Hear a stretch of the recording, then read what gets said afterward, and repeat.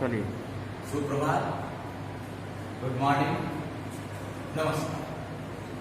आज हम लोग संगीत की क्लास में शास्त्रीय संगीत की उत्पत्ति कैसे पढ़ेंगे, संगीत की उत्पत्ति के बारे में पढ़ेंगे, लेकिन उसमें भी 3 पार्ट है: शास्त्रीय, उपशास्त्रीय, लोक। अब अलग अलग विद्वानों का अलग अलग मत है। बहुत सारे विद्वानों ने अपने अपने हिसाब से अपना अपना मत रखा, लेकिन उसमें जो सबसे बड़ा मत है, ये सबसे बड़ी बात यह है कि संगीत देवोत्पत्ति है। तो आप किसी भी नाम से कह सकते हैं, गॉड, भगवान, अल्लाह, लेकिन ये है कि संगीत देवों से उत्पन्न हुआ है। अर्थात ब्रह्मांड में जो सबसे पहले नाद का सृजन हुआ, नाद एक साउंड, इसको नासा ने भी प्रूव किया है। नासा ने भी प्रूव किया है कि ब्रह्मांड में एक साउंड है जो ओमकार है। ये अनंत काल से गूंज रहा है और कितने कालों तक गूंजेगा इसका कोई टाइम लिमिटेशन नहीं है, कोई बाउंडेशन नहीं है कब तक। ये अनंत काल से चला, ये नासा ने भी प्रूफ किया है।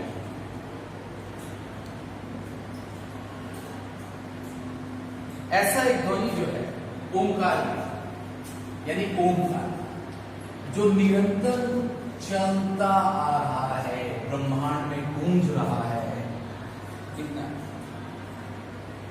और ऐसे ही संगीत की उत्पत्ति देवों ने की है। उसमें भी सबसे आगे ब्रह्मा जी को माना गया, क्योंकि ब्रह्मा ने सृष्टि की रचना की है। ये सामवेद के अनुसार, सामवेद जो है वो संगीत के बारे में ही, चारों वेदों में एक सामवेद है जो संगीत के बारे में ही बताता है। तो वहां पता चलता है नारदीय संगीत के हिसाब से कि संगीत की रचना ब्रह्मा जी ने की। और ब्रह्मा जी ने सर्वप्रथम क्या किया कि अपने इस संगीत की जो नाद की उत्पत्ति की, ये उन्होंने दिया भगवान शंकर। इसकी रचना जो की वो ब्रह्मा जी ने की।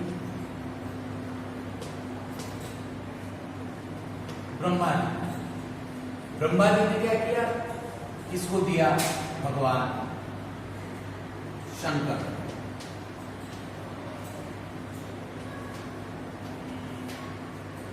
ये ऐसा सामवेद के अनुसार भगवान शंकर जब ब्रह्मा जी से संगीत की शिक्षा लेकर गए, तो ऐसा कहा जाता है कि पार्वती जी के सोते हुए मुद्रों को देखकर उन्होंने एक वाद्य यंत्र की रचना की, जिसका नाम पड़ा रुद्र।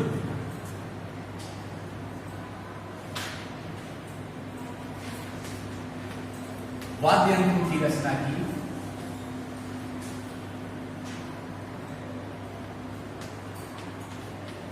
जिसका नाम पड़ा रुद्र वीणा।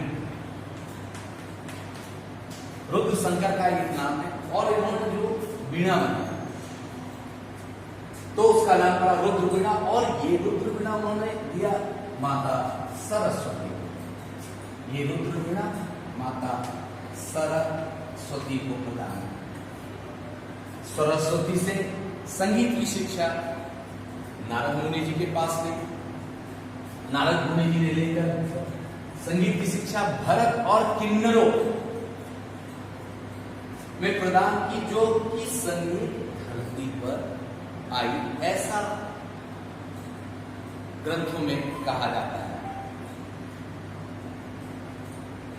इसका सबसे बड़ा प्रमाण यह है कि हिंदू धर्म में सर्वप्रथम वेदों की रचना हुआ, जिसमें सामवेद शुरू से अंत तक संगीत का है, संगीत के बारे में, और उसकी जितनी भी ऋचाएं हैं, जो भी श्लोक है, वो आदि से अंत तक छंदबद्ध, लयबद्ध है।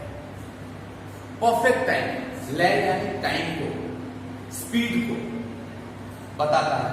तो उसकी एक पढ़ने की विधा है, चलन है, और उनका देखेंगे तो स्टार्ट टू इन एक लय में है, एक छंद में है, यानी उसके साथ समय परफेक्ट है, इतने समय में ही ये पढ़ा जा सकता है। पूरी की पूरी संगीत की रचना है। वैसे ही दूसरी, संगीत का विकास, मानव के विकास के साथ साथ संगीत का भी विकास हुआ, तो फिर उसका परिभाषा भी बदला। जैसे जैसे मानव का विकास हुआ वैसे वैसे संगीत का भी विकास हुआ, संगीत की सोच का विकास हुआ। पहले सिर्फ 7 स्वर के अंदर ही संगीत समाहित थे। जब मानव की सोच बढ़ी तो संगीत की सोच, उसमें 5 स्वरों की और रचना की गई। 7 सूक्ष्म स्वरों में 4 कोमल जोड़ा गया, 1 तीव्र जोड़ा गया, तो 12 सुर बने। आज की परिभाषा ये कही जाती है कि पृथ्वी पर किसी भी भाषा में, किसी भी देश में गाए जाने वाला, बजाए जाने वाला संगीत 12 सुर पे आधारित है और सबका एक ही मत है, शास्त्र।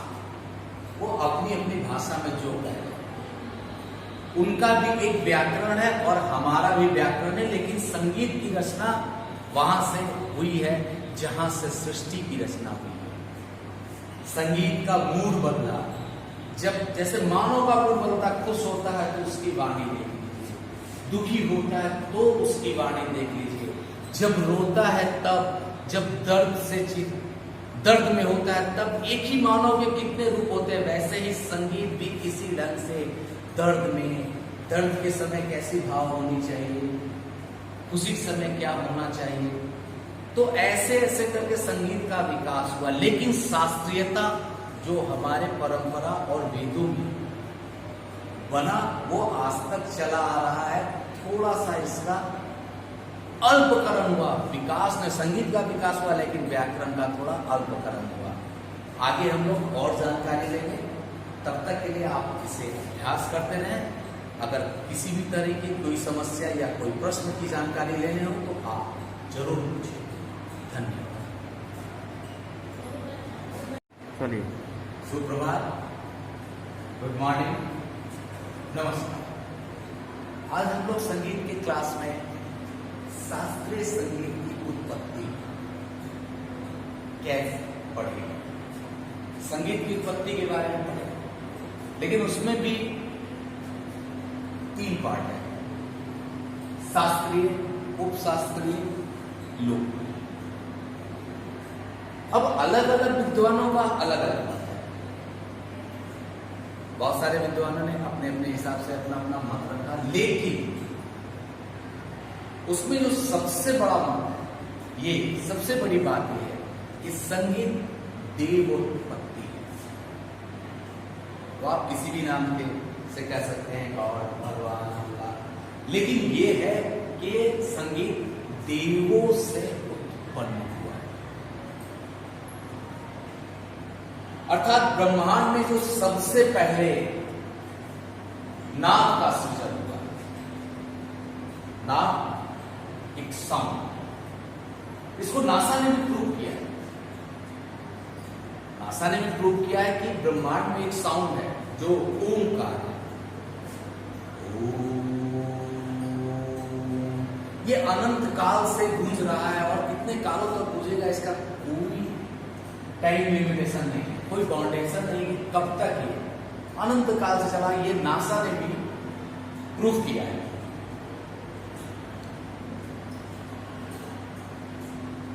ऐसा एक ध्वनि जो है ओमकार, यानी ओमकार, जो निरंतर चलता आ रहा है, ब्रह्मांड में गूंज रहा है, इतना।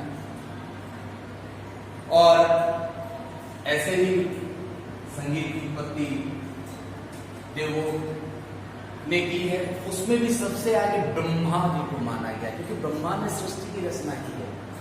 ये सामवेद के अनुसार, सामवेद जो है वो संगीत के बारे में ही, चारों वेदों में एक सामवेद है जो संगीत के बारे में ही बताता है। तो वहां पता चलता है नारदीय संगीत के हिसाब से कि संगीत की रचना ब्रह्मा जी ने की।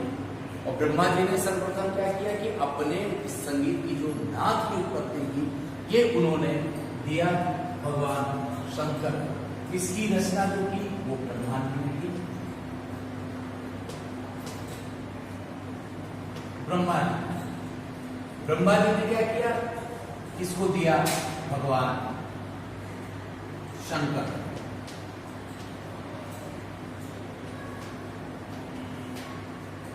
ये ऐसा सामवेद के अनुसार भगवान शंकर जब ब्रह्मा जी से संगीत की शिक्षा लेकर गए तो ऐसा कहा जाता है कि पार्वती जी के सोते हुए पुत्रों को देखकर उन्होंने एक वाद्य यंत्र की रचना की जिसका नाम पड़ा रुद्र।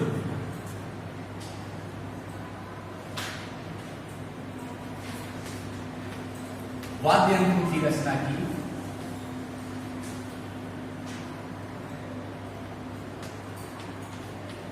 जिसका नाम पड़ा रुद्र वीणा।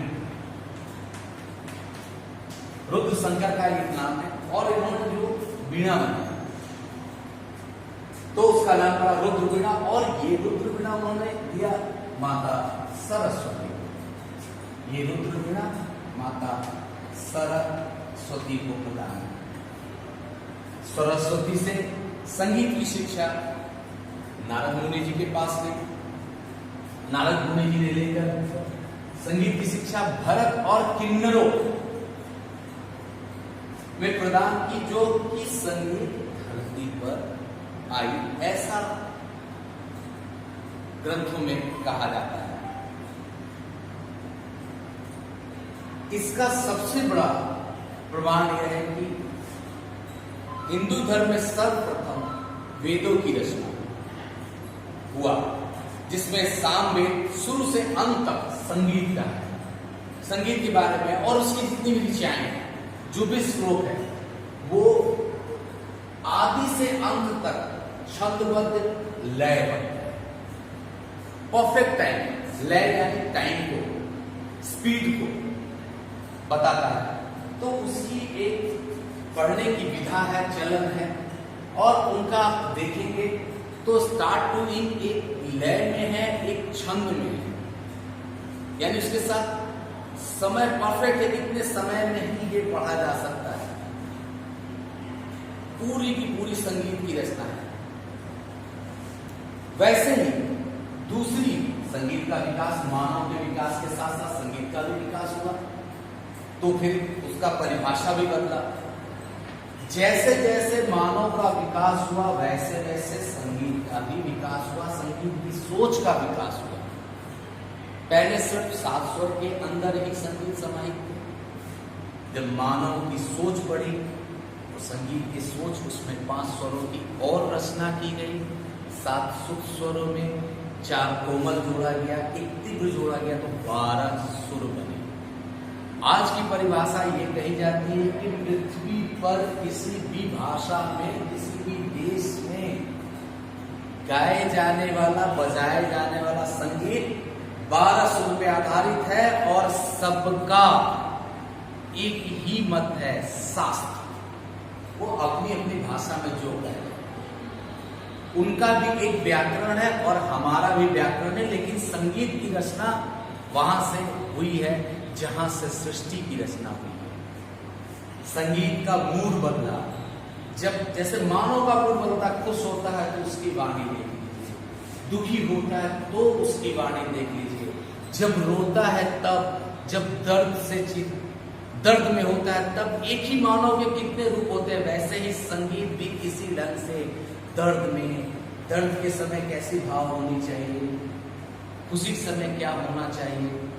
तो ऐसे ऐसे करके संगीत का विकास हुआ। लेकिन शास्त्रीयता जो हमारे परंपरा और वेदों में बना, वो आज तक चला आ रहा है। थोड़ा सा इसका अल्पकरण हुआ, विकास में संगीत का विकास हुआ, लेकिन व्याकरण का थोड़ा अल्पकरण हुआ। आगे हम लोग और जानकारी लेंगे। तब तक के लिए आप इसे अभ्यास करते रहें। अगर किसी भी तरह की कोई समस्या या कोई प्रश्न की जानकारी लेने हो तो आप जरूर पूछें। धन्यवाद।